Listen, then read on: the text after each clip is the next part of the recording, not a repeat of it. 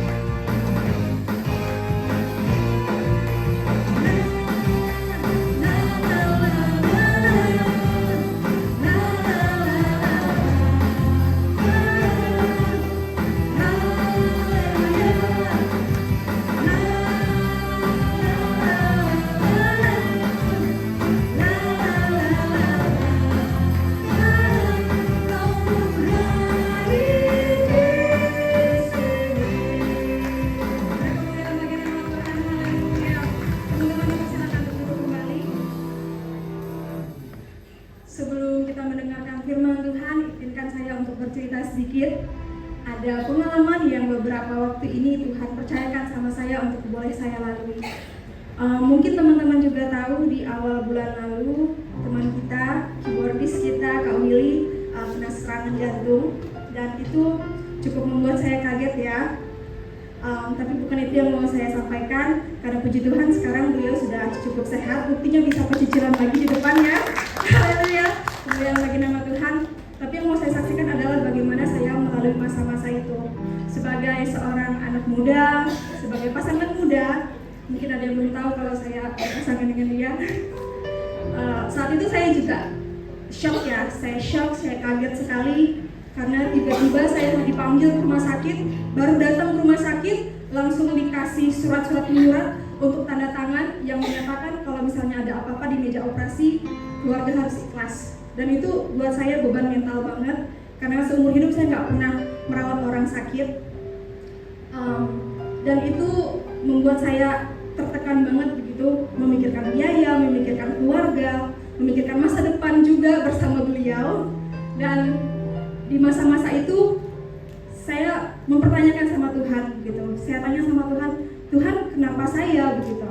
Kenapa harus saya yang melalui ini? Mungkin bukan saya yang mengalami penyakit ini begitu, tapi saya harus ada di situ, ikut merasakan penyakit itu juga gitu, ikut merasakan susahnya dengan penyakit ini.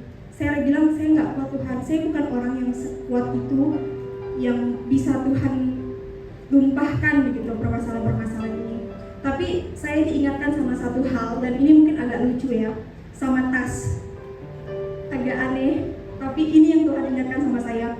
Mungkin teman-teman semua pernah pengen pergi ke suatu tempat, udah preparation beberapa lama, dan teman-teman pilih satu tas yang menurut teman-teman semua sesuai nih sama tempat yang teman-teman mau tuju. Karena sudah prepare gitu, teman-teman tahu, ada feeling begitu, kayaknya di sana panas deh, masukin tisu gitu. Panas juga ini kayaknya beneran deh, di sana panas, masukin lagi kipas. Terus berpikir lagi, apalagi ya yang mau dibawa ya? Kayaknya di sana nggak ada ATM deh, masukin duit cash. Terus berpikir lagi, kayaknya di sana nggak ada tempat untuk nge-charge deh. Akhirnya masukin lagi power bank. Yang awalnya tas itu cuma muat untuk dompet sama handphone, akhirnya muat jadi tas multifungsi yang muat sama segala barang yang kita butuhin. Dan di situ saya diingatin sama Tuhan bahwa Priska, mungkin kapasitas kamu nggak sebesar itu, tapi aku mau masukin hal-hal ini karena aku butuh hal-hal ini untuk membawa kamu ke tempat yang sesuai sama kamu. Tapi aku masih ngeyel, kayak masa gitu? Tapi Tuhan, tas itu kalau udah terlalu berat, itu bakal putus loh talinya. Nggak sekuat itu juga tas itu. Bahkan kalau tas hiking pun dibawa buat bawa barang-barang yang overload, nggak kuat. Tapi Tuhan ingatin lagi, tas yang kalau udah berat banget, bukan lagi ditaruh di jinjing begini, bukan lagi ditaruh di pundak, tapi digendong. Dan itu kayak, oh begini ya Tuhan, Tuhan mau gendong saya melalui masa-masa ini begitu. Bukan cuma membawa masalah-masalah ini sama saya untuk ke tempat yang sesuai dengan saya, tapi Tuhan juga mau gendong saya. Tapi di situ saya masih ngeyel, nah Tuhan terus gimana sama orang-orang yang kondisinya rusak parah? Misalnya dia tas nih, tapi dia rombek Tuhan, dia udah kumal gitu, sobek sana sini, kan nggak mungkin dong muat untuk menaruh barang-barang. Bisa aja barang-barang itu bocor gitu. Itu seperti apa Tuhan? Terus diingatin lagi, Risa, kamu tahu nggak sih, barang yang udah jelek, yang udah rombeng, yang udah sobek-sobek biasanya adalah barang favorit. Pernah punya barang favorit yang udah jelek banget, kumal banget, tapi nggak mau dibuang, yang disayang banget? Tuhan bilang seperti itulah tas yang menurut kamu jelek, yang menurut kamu rombeng, udah nggak bisa dipakai. Dan barang favorit kamu harus tahu Priska, kalau barang itu hilang akan dicari kemanapun. Dan kalau misalnya barang itu nggak ada lagi, nggak akan mau dicari gantinya. Dalam banget ya yang saya dapetin ya. Tapi firman Tuhan berkata bahwa kita bukan tas. Nggak ada firman Tuhan yang bilang kalau kita itu tas. Firman Tuhan berkata lebih daripada itu. Firman-Nya berkata bahwa kita adalah biji matanya Tuhan. Biji mata, mungkin kalau misalnya sama pasangan kita udah menikah ya, yang udah menikah, apapun bisa dipegang. Gigi sekalipun bisa dipegang kalau sama pasangan ya. Tapi biji mata belum tentu. Biarpun udah menikah belum tentu bolehin pasangannya pegang biji matanya. Dan itu yang mau Tuhan bilang, kamu itu biji mataku yang aku jaga, yang aku peluk erat kemanapun aku pergi di bawah-bawah. Saya ingin mengajak jemaat sekalian, teman-teman sekalian menyanyikan pujian ini. Sama-sama kita ingat segala kebaikan Tuhan, bahwa kita ini adalah biji matanya Tuhan yang tidak pernah ditinggalkan sama Tuhan. Kasih setiamu yang ku rasakan lebih tinggi dari langit biru. Kebaikanmu yang telah kau nyatakan mendalam dari lautan. Berkat-Mu yang telah ku terima, sempat membuatku terpesona. Apa yang tak pernah ku pikirkan yang Kau sediakan bagiku. Siapakah aku ini, Tuhan? Jadi biji matamu, dengan lemah ku balas Tuhan selain puji dan sembah. Sekali lagi kita nyatakan kasih setia Tuhan di dalam setiap hidup kita. Kasih setiamu yang ku rasakan lebih tinggi dari langit biru. Kebaikanmu yang tak Kau nyatakan lebih dalam dari lautan. Nyatakan berkat-Mu Tuhan yang selalu melimpah dalam hidup kami. Berkat-Mu yang telah ku terima, sempat membuatku terpesona. Apa yang tak pernah ku pikirkan, Kau sediakan bagiku. Siapakah aku ini, Tuhan?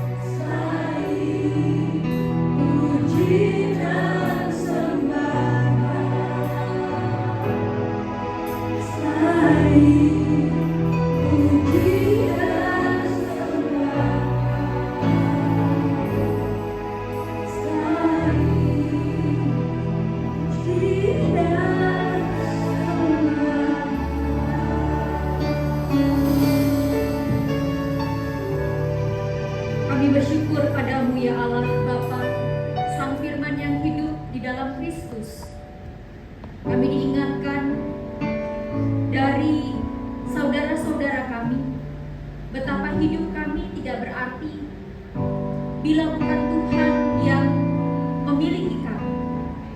Oleh karena itu, saat ini kami mau mengikat diri kami kembali dalam kebenaran firman-Mu. Bekerjalah Tuhan di dalam kuasa Roh Kudus-Mu, agar kami diarahkan untuk setia, bergumul dan bertekun di dalam iman kepada Engkau Allah Bapa, Anak dan Roh Kudus. Inilah permohonan kami. Kami serahkan semua hidup kami, juga Dia yang Tuhan pakai selama kebaktian ini berlangsung, baik bermusik, bernyanyi, menyambut kehadiran kami, juga berfirman. Biarlah kami semua dipersekutukan, bukan hanya sebagai saudara antar manusia, tetapi juga sesama anggota tubuh Kristus, di mana Engkaulah junjungan kehidupan kami. Inilah doa kami, di dalam nama Tuhan Yesus Kristus kami berseru. Amin. Silakan duduk, saudara-saudara. Ya, saya hitung tadi cuma 2 lagu, tetapi 2 lagu ini sudah membawa kita ke kedalaman yang indah sekali. Ya. Mari kita buka, kita mau saksikan kisah dalam 1 Tesalonika 3. 1 Tesalonika 3. Saya harus buka kacamata kalau saya lagi membaca. 1 Tesalonika 3 ayat 1 sampai 13. 1 Tesalonika 3 ayat 1 sampai 13.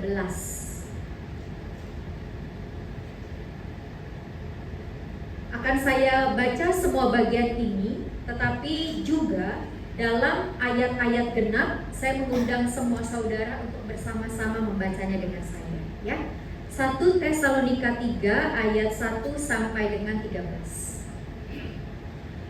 Jadi karena kami tidak dapat tahan lagi, kami mengambil keputusan untuk tinggal seorang diri di Athena. Lalu kami mengirim Timotius saudara kita dan rekan sekerja Allah dalam pemberitaan Injil Kristus untuk menguatkan hatimu dan memberi dorongan demi imanmu, supaya tidak seorang pun digoyahkan oleh kesusahan-kesusahan ini. Kamu sendiri tahu bahwa kita ditentukan untuk itu. Sebab juga waktu kami bersama-sama dengan kamu, telah kami katakan kepada kamu bahwa kita akan mengalami kesusahan, seperti yang kamu ketahui hal itu telah terjadi. Itulah sebabnya ketika tidak dapat tahan lagi aku mengirim dia, supaya aku tahu tentang imanmu, karena aku khawatir kalau kamu telah dicobai oleh si penggoda, dan kalau usaha kami menjadi sia-sia. Tetapi sekarang setelah Timotius datang kembali dari kamu dan membawa kabar yang menggembirakan tentang imanmu dan kasihmu, dan bahwa kamu selalu menaruh kenang-kenangan yang baik akan kami dan ingin untuk berjumpa dengan kami, seperti kami juga ingin untuk berjumpa dengan kamu, maka kami juga saudara-saudara, dalam segala kesusahan dan kesukaran, kami menjadi terhibur oleh kamu dan oleh imanmu. Sekarang kami hidup kembali, asal saja kamu teguh berdiri di dalam Tuhan. Sebab ucapan syukur apakah yang dapat kami persembahkan kepada Allah atas segala sukacita yang kami peroleh karena kamu di hadapan Allah kita. Siang malam kami berdoa dengan sungguh-sungguh, supaya kita bertemu muka dengan muka dan menambahkan apa yang masih kurang pada imanmu. Kiranya Dia, Allah dan Bapa kita, dan Yesus Tuhan kita membukakan bagi kami jalan kepadamu. Kiranya Tuhan menjadikan kamu bertambah-tambah dan berkelimpahan dalam kasih seorang terhadap yang lain dan terhadap semua orang, sama seperti kami juga mengasihi kamu. Kiranya Dia menguatkan hatimu supaya tak bercacat dan kudus di hadapan Allah dan Bapa kita pada waktu kedatangan Yesus Tuhan kita dengan semua orang kudusnya. Demikianlah pembacaan Alkitab. Berbahagialah setiap orang yang hidupnya mendengarkan firman Allah dan yang melakukannya. Haleluya, terpujilah Tuhan. Saudara, maaf tadi saya lupa mengingatkan saja bahwa jangan heran dan ragu kalau ternyata teksnya beda tipis-tipis, karena saya pakai terjemahan baru edisi kedua ya, yang terbaru dari Lembaga Alkitab Indonesia. Ya, ini Alkitabnya hadiah dari seorang anggota jemaat yang dulu tempat saya bekerja juga, waktu pelembagaan sebuah gereja di Bekasi. Jadi saya dihadiahkan, Bu, ini oleh-oleh buat yang datang, ini juga buat Ibu ya. Oh, makasih. Ya, baik. Saudara, hari ini saya sengaja memberikan tema Because of You. Ya. Tadi MC kita Priska ya, udah menceritakan sedikit tentang pengalamannya berumah tangga. Bayangin kalau nggak punya Tuhan, chaos macam apa yang bisa terjadi dalam sebuah pernikahan, masih muda, salah satu sakit, salah satu si panikan, suka panik gitu ya, atau salah satu juga rempongan, gak usah sakit nih, mau jalan-jalan aja. Tadi siap-siapnya ke kantor berapa lama? Suami saya udah tahu kalau mau siap-siap pergi sama saya, pasti susah diprediksikan jam berapa persisnya saya siap. Niatnya 5 menit, tapi kadang-kadang 10 menit, ada aja. Nanti ketinggalan lah handphonenya, mesti diambil lagi. Ketinggalan lah kacamatanya, mesti diambil lagi. Ketinggalan lah ini maskaranya, karena saya kalau nggak pakai maskara buat di bulu mata saya, anak saya aja ketawa. Aduh, mama lucu ya, kayak nggak punya alis katanya gitu ya. Jadi ada hal-hal kecil. Kalau kita tidak punya Tuhan, dalam bahasa sehari-hari kita gampang bilang elu sih, tahu nggak? Gara-gara elu sih, gara-gara kamu sih, kamu bikin gara-gara ya. Kata-kata itu adalah kata-kata yang tidak lagi menjadi indah ketika kita mengatakannya dalam keadaan tidak punya semangat, apalagi tidak punya Tuhan. Dan hari-hari ini kita tahu semakin banyak orang menunjukkan gelagat sebagai orang-orang yang tidak punya Tuhan. Mungkin juga punya Tuhan, punya agama, tetapi tidak takut sama Tuhan. Ayah kandung ngerjain anak kandung, ibu membunuh anaknya. Kejadian-kejadian ekstrim yang sangat mengerikan. Kita nggak bisa hanya mengatakan bahwa itu sih si ibu mungkin gini, kurang ini. Enggak juga, saudara. Mungkin orang-orang ini adalah orang-orang yang selama ini sudah berusaha, tetapi sayangnya mereka tidak beroleh lingkungan yang cukup kuat untuk menopang mereka, sehingga mereka gelap mata dan mengambil keputusan-keputusan ekstrim yang jahat. Karena itu hari ini kita mau belajar lagi dari Rasul Paulus dalam relasinya sebagai seorang rasul yang menggembalakan jemaat Tesalonika. Dalam 1 Tesalonika 3 ayat 1 sampai 13 tadi. Dan kalau saudara sepanjang saya nanti berkhotbah ada cuplikan-cuplikan ayat, saudara boleh catat, baca sendiri dalam bagian waktu yang ada masing-masing. Karena kisah ini sebetulnya merambat ya, bukan cuma cukup kita baca 13 ayat tadi, tetapi juga merambat atau juga berkaitan dengan berbagai teks lain dalam salah satunya kitab Kisah Para Rasul. Jadi pertama-tama kenapa saya mengatakan because of you? Sebab dari seorang Rasul Paulus kita melihat betapa karena because of someone inilah, karena seseorang inilah, karena pihak inilah, dia punya ketekunan dan punya gerakan kesaksian yang luar biasa. Karena sebetulnya misi Paulus ke Makedonia itu berawal dengan skandal dan penjara. Di Tesalonika pun kita lihat betapa perjalanan dia itu gak gampang. Kalau kita memperhatikan juga misalnya di dalam Kisah Para Rasul 16 ayat 19 sampai 34, Paulus itu sempat dipenjara di Filipi. Jadi dia sudah mengalami fitnahan. Dia sudah mengalami apa artinya berada di bawah sebuah tekanan. Dia sudah mengalami apa artinya tahu kebenaran tetapi nggak bisa ngomong. Ngomong pun punya resiko. Resikonya itu dia dipenjara. Jadi surat Tesalonika ini, 1 Tesalonika ini tampaknya sebetulnya adalah korespondensi atau surat menyurat Paulus yang pertama kepada gereja yang baru berkembang ini. Saudara, saya akan bacakan 1 Tesalonika 2 ayat 2. Tetapi sungguh pun kami sebelumnya seperti kamu tahu telah dianiaya dan dihina di Filipi, namun dengan pertolongan Allah kita, kami beroleh keberanian untuk memberitakan Injil Allah kepada kamu dalam perjuangan yang berat.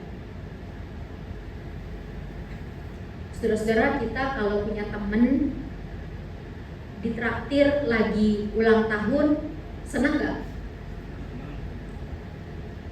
Terus kalau kita temennya ini ngajak kita ketemu nggak ditraktir, tapi yang ada adalah dicurhatin, dibebanin dengan banyak pergumulan yang beratnya minta ampun gitu ya.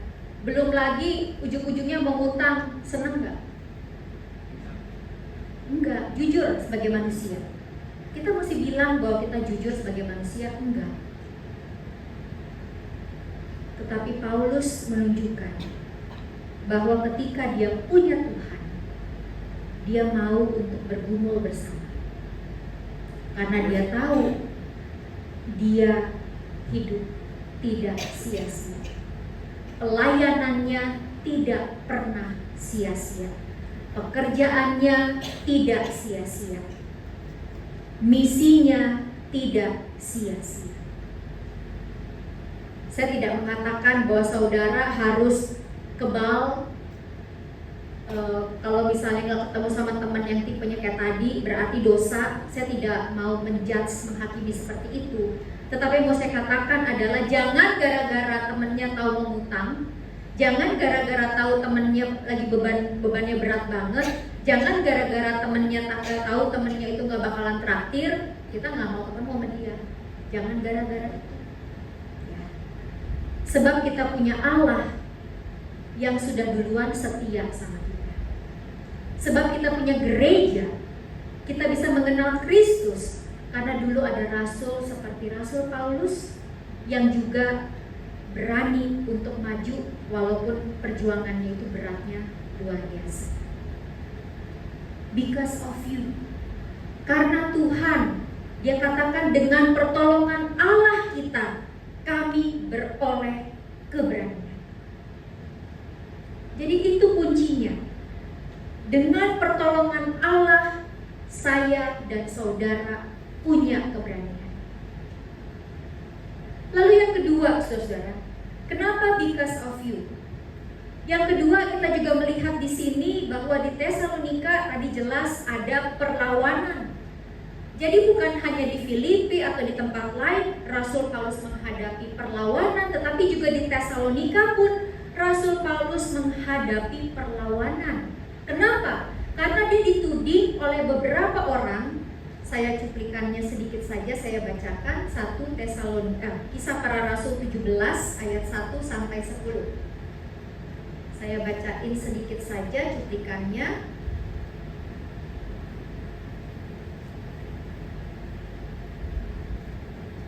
Kisah Para Rasul 17 ayat 5. Namun orang-orang Yahudi menjadi iri hati, dan dengan bantuan beberapa penjahat yang berkeliaran di pasar, mereka mengadakan keributan dan mengacau kota itu. Rumah Yason diserbu. Lalu mereka juga menuding Rasul Paulus itu sebagai orang yang memutarbalikan dunia, bahwa mereka menyuruh orang-orang ini membelot kepada ketetapan kaisar, dan mereka ini memperkenalkan raja yang lain, yaitu Kristus. Saudara, orang kalau udah berteman dengan kejahatan Dan orang kalau udah berteman juga dengan orang yang pikirannya jahat, double the trouble. Jadi kalau kita mau berpegang hidup kepada Tuhan, cari orang yang takut akan Tuhan. Cari circle, cari support system, cari rekan-rekan yang hidupnya itu nggak toksik gitu ya. Bukan saya bilang bahwa orang Kristen Persekutuan Doa ini harus anti berteman dengan orang lain dan eksklusif, enggak. Yang mau saya katakan adalah kalau kita mau hang out lama-lama, mau healing gitu ya, mau cari pikiran segar, fresh, bergaulnya juga sama orang yang segar ya. Jangan ke klub malam. Kalau lagi pikiran mumet, lihat firman Tuhan, renungan dicari. Jangan lihat berita-berita yang tidak senonoh ya. Makin kamu klik, makin datanglah itu iklannya ya. Hati-hati saudara, apalagi zaman sekarang ya. Ada banyak klik baik. Terus juga ada banyak algoritma itu kan begitu ya hitungannya ya. Makin kita cari, ini handphone kan dengerin kita ya. Nanti tiba-tiba nongol tuh yang kita lagi butuhkan. Kadang-kadang saya juga heran, saya kayaknya nggak ngomong deh, terus tiba-tiba ngomong. Masa dia bisa baca pikiran saya? Kayaknya nggak juga sih. Mungkin dia baca teks saya kali. Kepinteran teknologi zaman sekarang ya, betul ya. Jadi hati-hati saudara. Kenapa kita perlu Allah? Kenapa kita tahu dalam Tuhan kita tidak sia-sia? Karena yang kedua, kalau kita berpegang kepada Tuhan, maka hidup kita yang kedua ini adalah hidup yang bisa memberikan motivasi. Seperti Rasul Paulus. Saya bacain juga 1 Tesalonika 2 ayat 14. Sebab kamu saudara-saudara telah mengikuti teladan jemaat-jemaat Allah di Yudea, jemaat-jemaat di dalam Kristus Yesus, karena kamu juga telah menderita dari teman-teman sebangsamu, sama seperti yang mereka derita dari orang-orang Yahudi. Jadi saudara jangan takut berteman dengan orang yang menderita. Justru dengerin cerita mereka. Apalagi kalau mereka udah survive melewati penderitaan itu. Ya, jadi kalau lagi makan siang, bergaullah sama orang-orang seperti Priska sama suaminya, ya. Supaya, ya, mereka juga bukan orang sempurna. Supaya tadi ya, kita belajar memotivasi hidup lebih sehat. Wah sekarang aku mesti hati-hati nih kalau makan nih, nggak boleh nongkrong deket gorengan, ya. Mesti nongkrong deket-deket yang real food, yang rebus-rebus. Udah begitu belum? Priska sama suami udah begitu belum? Menuju. Memang dunia kerja susah ya, godaan begitu buka pintu udah aroma gorengan yang keluar ya. Lebih kuat aroma bawang putih sama tumisan rendang ya. Narik kita ke sono daripada yang rebus-rebusan ya. Jadi itu kuncinya, bergaullah sama orang yang bisa memotivasi dan jadilah orang yang bisa memotivasi karena Tuhan. Ya. Jangan kayak orang-orang Yahudi yang udah sedikit tadi. Saya bukan apa sih istilahnya, ada istilahnya tuh. Kita juga sebagai orang Kristen hati-hati ya dengan firman seperti ini, bukan supaya kita benci orang Yahudi. Kita benci sama perlakuan sikap-sikapnya yang ada sebetulnya di ras mana saja ya. Kebetulan di teks ini orang Yahudi ya. Tetapi mau dikatakan adalah kalau kita bergaulnya sama si jahat, biarpun jumlahnya sedikit, double the trouble. Jangan coba-coba.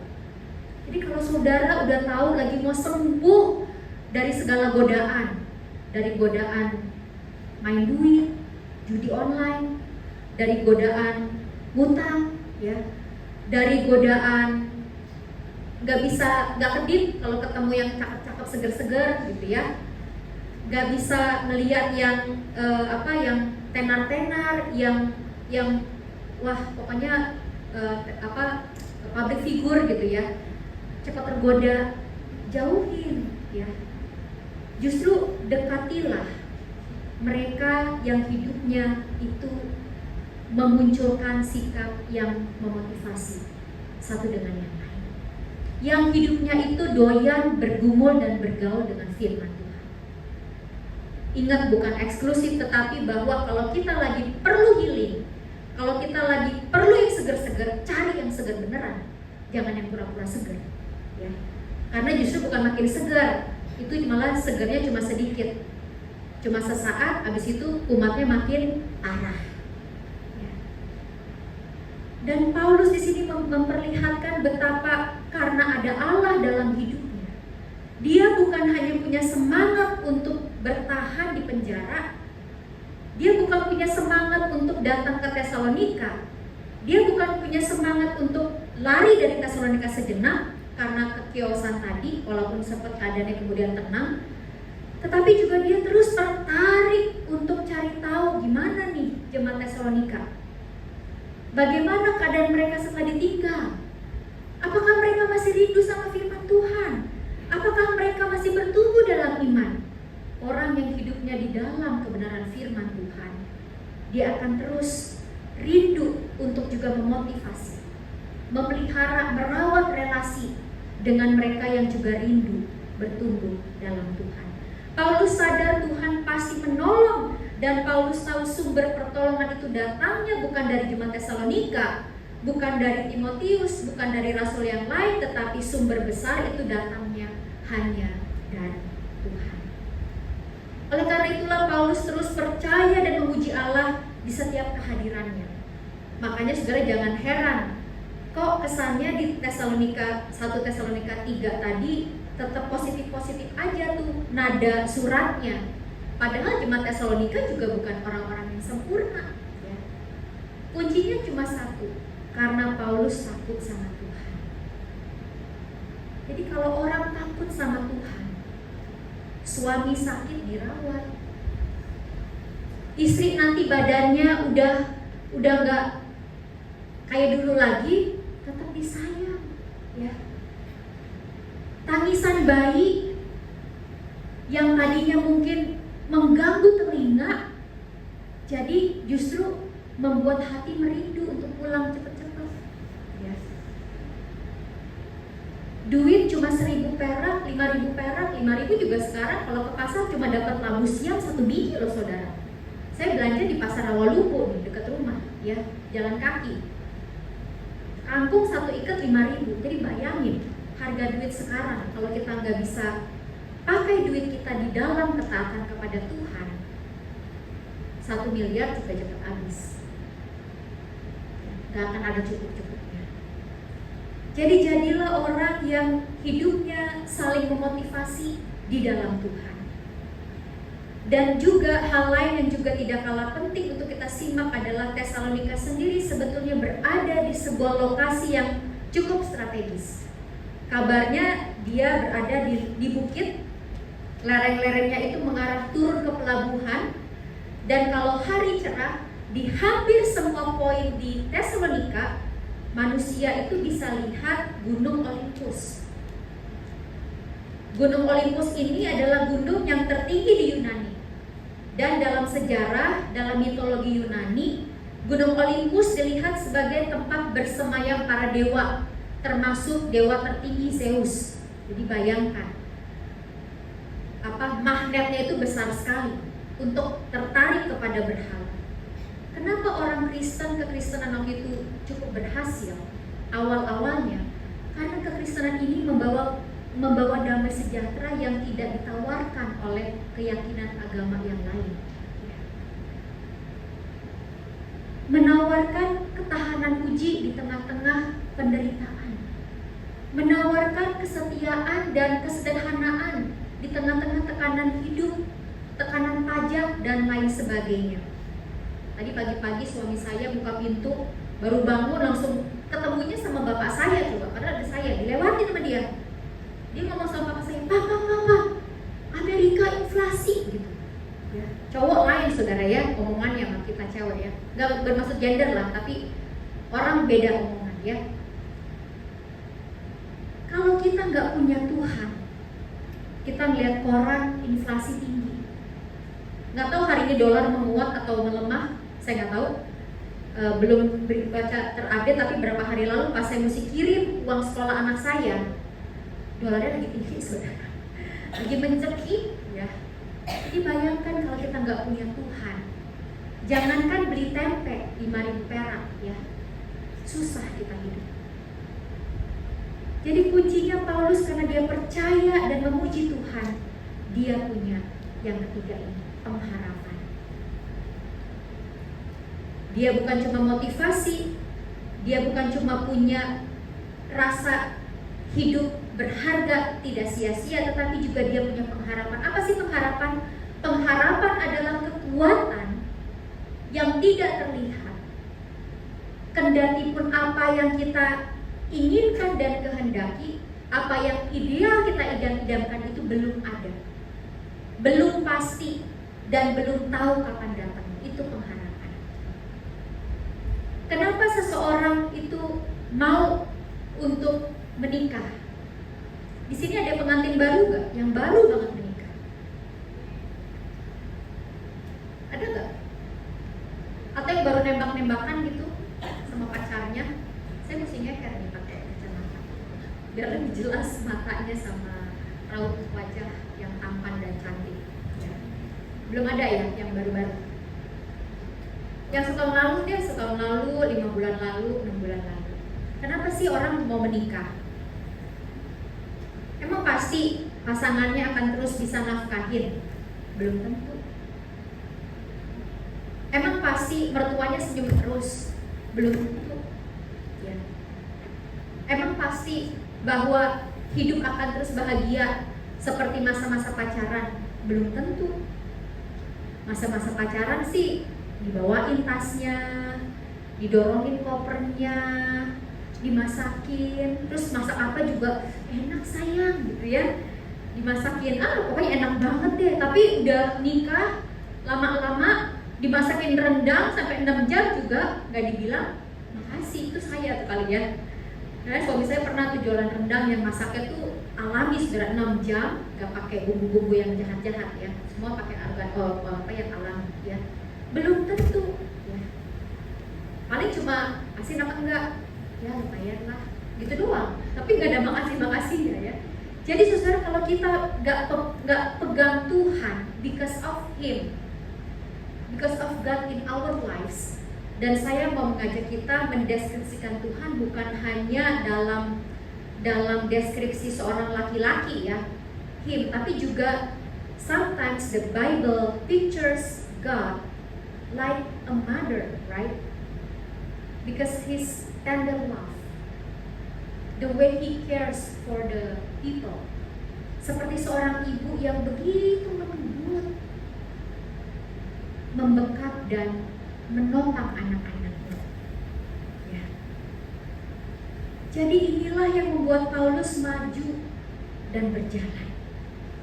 Setelah meninggalkan Tesalonika, Paulus tetap memikirkan bagaimana keadaan waktu itu, yang waktu itu sedikit saja orang Yahudi ada, yang waktu itu memang terbukti mereka karena orang Yunani dianggap kafir, tapi mereka takut akan Allah. Dan ada beberapa pemimpin perempuan yang merespon Yesus sebagai Mesias. Dia berdoa seperti seorang orang tua rindu sama anak-anaknya. Dia berdoa siang dan malam, saudara. Lalu dia mengutus Timotius untuk meninjaunya. Dan dia mendapati jemaat tetap punya iman yang setia, tetap tahan tekanan. Dan Paulus juga mengingatkan kepada mereka bahwa Kristus akan datang kembali. Inilah pengharapan. Kita nggak tahu kapan Yesus datang, tetapi dalam iman, pengharapan, dan kasih kita terus berjalan. Karena kita tahu kehidupan kekal itu sudah nyata tersedia, karena kita tahu dosa-dosa kita sudah ditebus, dan kita tahu bahwa dalam Kristus ada kehidupan yang berkelimpahan. Jadi walaupun nanti makan siangnya mungkin masih sepiring, cuma 2 lauk kuat bayarnya, atau 3 lauk kuat bayarnya, karena kalau 4 lauk perutnya udah gak muat gitu ya. Tapi ingat bahwa Kristus datang kembali dan ingin mendapati kita untuk menjadi orang-orang yang bisa diandalkan, yang saling memotivasi, yang menjadi berkat bukan hanya buat kita sendiri dan keluarga, tetapi juga bagi bangsa, negara, dan ciptaan Tuhan. Terpujilah Tuhan. Amin.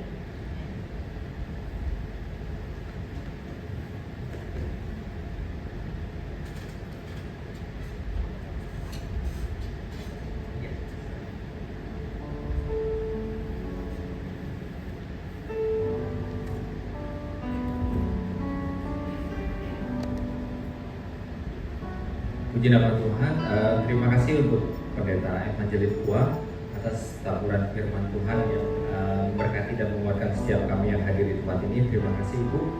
Mungkin kita ketemu setahun sekali ya Bu ya, karena Ibu pelayanannya di Amerika ya. Terima kasih sudah bisa menyempatkan waktunya. Juga saudara-saudara yang hadir siang hari ini, terima kasih kiranya firman Tuhan yang ditaburkan bisa menjadi kekuatan bagi setiap kita. Dan Ibu tadi udah ingetin kita because of you, gimana caranya Paulus menjadi motivator dan memberikan contoh bagi role model bagi setiap murid-muridnya. Dan yang lebih penting adalah takut akan Tuhan. Di dalam Amsal berkali-kali dikatakan takut akan Tuhan adalah permulaan pengetahuan, permulaan hikmat. Jadi siapa yang rindu punya hikmat, takut akan Tuhan, pasti akan dikasih hikmat. Bahkan dikasih lagi bahwa takut akan Tuhan adalah sumber kehidupan. Terima kasih. Sebelum kita akan menutup ibadah kita, saya undang saudara Parlian untuk berdoa sapaan. Ya, saya cari-cari dia kemana dari tadi. Orang sibuk ini. Tapi bersyukur bisa menyempatkan waktu untuk ibadah. Nanti akan ditutup dengan doa syafaat dari Ibu Pendeta. Terima kasih. Terpuji nama Tuhan. Mari Bapak Ibu kita mau bersama-sama kita bersatu dalam doa. Terima kasih Tuhan buat kasih setiamu dalam hidup kami. Sungguh kami bersyukur punya Allah yang setia dalam setiap apapun Tuhan, kemanapun kami melangkah. Kasih-Mu nyata Tuhan. Benar Tuhan, semua karena kasih-Mu. Because of who you are, kami Tuhan ada hingga pada hari ini Tuhan. Pekerjaan kami Tuhan Kau sertai Tuhan. Keluarga kami, orang-orang yang kami kasihi, setiap pelayanan kami Tuhan, dan apapun kami kerjakan Tuhan, kemanapun kami melangkah Tuhan, kasih-Mu selalu ada bersama-sama dengan kami Tuhan. Bukan karena kehebatan kami Tuhan, bukan karena kekuatan kami Tuhan, tapi karena Engkau yang terlebih dahulu Tuhan, yang menyempurnakan setiap aspek kehidupan kami, sehingga benar lewat dalam hidup kami, nama-Mu yang selalu dimuliakan, yang diagungkan Tuhan. Tuhan, kami percaya Bapa, ketika kami berpegang teguh pada kebenaran firman Tuhan, dimanapun Engkau tempatkan kami Tuhan, Engkau akan sempurnakan setiap hidup kami Bapa. Dan benar Bapa, biar kiranya setiap umat-Mu Tuhan, setiap gereja-Mu Tuhan selalu berpegang teguh ke dalam firman. Biar benar apapun Tuhan yang kami lakukan Tuhan, banyak pribadi-pribadi orang Tuhan yang melihat kasih Allah yang benar dalam setiap hidup kami Bapa. Tuhan, kami bersepakat saat ini untuk berdoa Tuhan buat hamba-Mu Bapa, buat Ibu Pendeta Evangelis Pua Tuhan. Biar kiranya Engkau sempurnakan setiap pekerjaannya Tuhan, jemaat yang Dia pimpin Tuhan, kemanapun beliau berada Tuhan, ke gereja-gereja, ke persekutuan Tuhan, kemanapun beliau melangkah Tuhan, biar benar pemberitaan firman Tuhan semakin banyak Tuhan, dalam firman-firman yang disampaikan Tuhan, banyak pribadi-pribadi, banyak umat, banyak orang-orang Tuhan yang disembuhkan Tuhan, dipulihkan Tuhan, menyadari Tuhan, mengalami kasih-Mu Bapa. Biar benar Tuhan, setiap orang di muka bumi ini Tuhan, bahkan di Indonesia atau di Amerika, kemanapun beliau melangkah Tuhan, semakin banyak Tuhan orang-orang yang diselamatkan kembali kepada-Mu Tuhan, dan percaya mengakui bahwa Engkau Yesus satu-satunya Tuhan dalam setiap hidup kami Bapa. Berdoa juga Tuhan buat kesehatan beliau Tuhan, buat pelayanannya, buat keluarganya, suami dan istrinya Tuhan, suami dan anak-anaknya Tuhan. Kami percaya Bapa, setiap orang yang melayani Engkau Tuhan, Engkau pelihara hidupnya Bapa. Engkau akan pernah biarkan Tuhan kehidupan mereka Tuhan jatuh tergeletak Tuhan atau menderita Tuhan. Tapi biar kiranya Tuhan, setiap proses hidup Bapa, kami percaya kuasa-Mu Tuhan, bahkan dalam keterbatasan kelemahannya beliau Tuhan, nyata kuasa-Mu, bahkan mujizat-Mu Tuhan dinyatakan dalam kehidupan Ibu Evangelis dan keluarga dan anak-anaknya Tuhan. Dan setiap apapun yang diperlukan Tuhan telah Kau sediakan, bahkan mereka telah menerimanya di dalam nama Tuhan Yesus. Tuhan, kami juga bersepakat berdoa buat bangsa kami dan kota kami Tuhan. Mengucap syukur buat bangsa Indonesia Tuhan, telah melalui Tuhan beberapa waktu pemilihan umum Tuhan, dan telah terpilih Tuhan presiden dan wakil presiden yang terbaru Tuhan. Kami serahkan Tuhan buat Bapak-Bapak pemimpin kami ini Tuhan, baik pemerintahan pusat, presiden Tuhan, bahkan anggota DPR, MPR Tuhan, bahkan sampai ke pemerintahan daerah Tuhan, lokal, bahkan sampai ke lurah Tuhan atau RT, RW Tuhan. Kami serahkan Tuhan, biar benar Bapak, bangsa ini adalah bangsa yang Kau kasih Tuhan, Nyatakan kuasa-Mu Tuhan, nyatakan kasih-Mu Tuhan. Berkuasalah dan bertahtalah di tengah-tengah bangsa dan kota kami ini Tuhan. Kami percaya Tuhan, bangsa Indonesia Tuhan akan penuh dengan kemuliaan-Mu Bapa. Biar rencana-Mu Tuhan dinyatakan, kami katakan damai sejahtera Tuhan buat bangsa Indonesia Bapa dan buat kota Jakarta Tuhan. Dan kami akan melihat Tuhan bagaimana seluruh aspek kehidupan Tuhan, aspek politik Tuhan, ekonomi Tuhan, kesejahteraan masyarakat Tuhan, semua aspek Tuhan, bahkan keamanan Tuhan, ketentraman Tuhan ke dalam tangan-Mu. Dan kami percaya dan kami akan melihat bagaimana Tuhan kami menjadi masyarakat Tuhan yang melihat kuasa-Mu Tuhan dinyatakan di tengah kota dan bangsa ini Bapa. Kami katakan Tuhan shalom Tuhan buat bangsa kami Indonesia dan kota kami Jakarta. Tuhan, kami juga berdoa Tuhan buat kantor kami Tuhan yang kami kasih Bapa, Smart Plan dan Sinar Mas Tuhan. Sungguh kami mengucap syukur Tuhan Kau tempatkan kami Tuhan di tengah-tengah kantor ini Tuhan.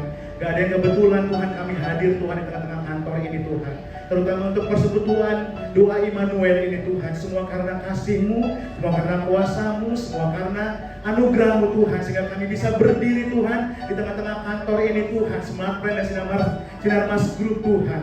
Kami katakan Tuhan shalom juga Tuhan buat Sinar Mas Group Tuhan dan Smart Plan Tuhan. Meskipun banyak Tuhan pemberitaan Tuhan yang membuat kami khawatir dan takut dan cemas Tuhan, kami katakan Tuhan, kami punya Allah yang sangat besar Tuhan. Kuasa-Mu jauh lebih besar Tuhan dibandingkan ketakutan kami Tuhan.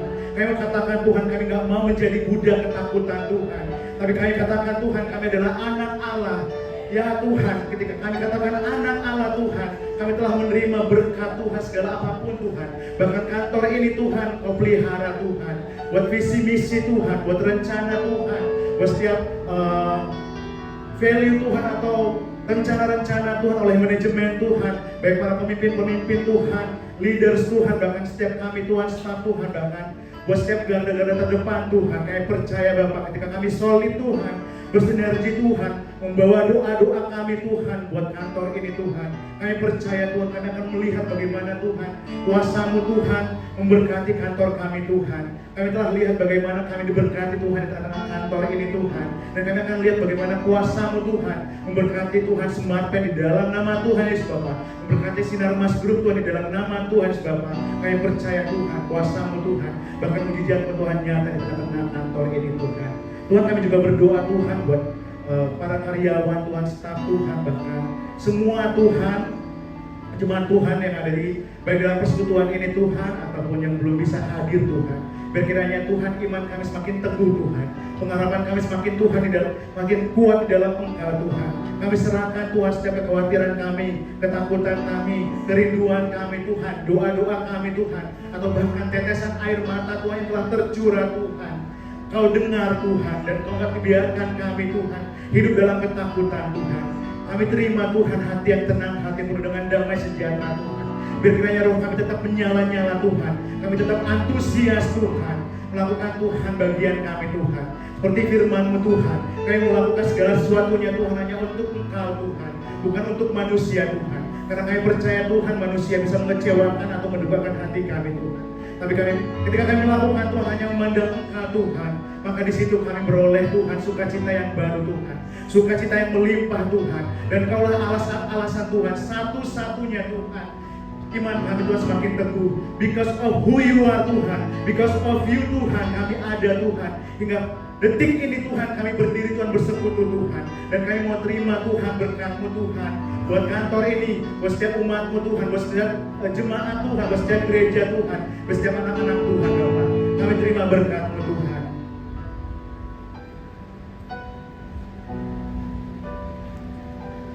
Mari kita berdiri. Ya Bapak, Engkau lihat kami, Engkau lihat kami semua Tuhan. Jadikan kami terus sebagai umat-Mu, dan biarlah Engkau terus menjadi Allah kami. Dan kini tibalah saatnya ibadah nyata akan dimulai, yakni memuliakan Tuhan dalam kehidupan setiap hari. Karena itu sebelum kami meninggalkan tempat ini, biarlah berkat-Mu nyata di dalam kehidupan kami. Saudara-saudara terkasih dalam Kristus, damai sejahtera dari Allah Bapa